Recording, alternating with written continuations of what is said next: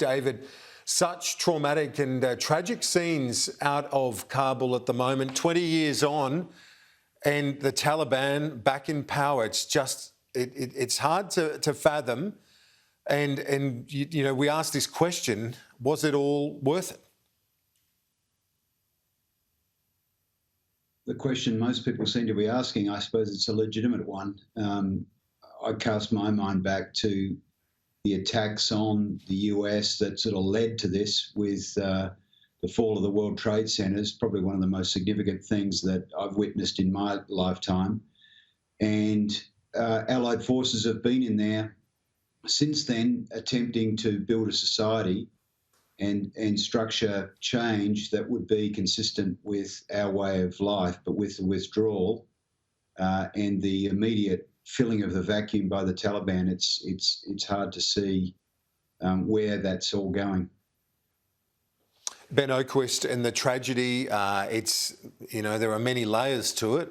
The one that really I think is so awful is those gains that have been made for girls to go to school, for women to study at university, thousands of them. There's not a lot of confidence that any of that will be sustained under the Taliban.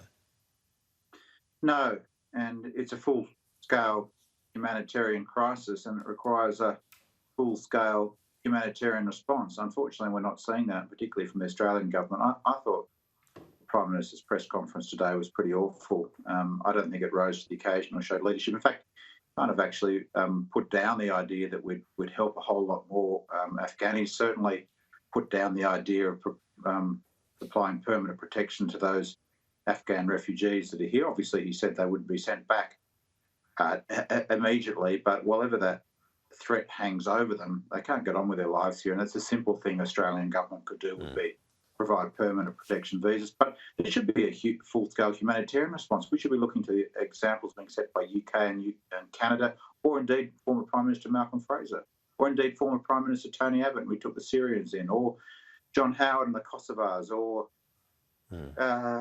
Bob Hawke after Tiananmen Square. We didn't see that from the Prime Minister this week, and I think that's a shame. I think Australians want more and expect more after what has to be marked down as a pretty colossal foreign policy failure over the last 20 years. One of the great neocon overreachers went into Afghanistan, yes, to pursue terrorism, but bin Laden was, you know, finally found in Pakistan 10 years later.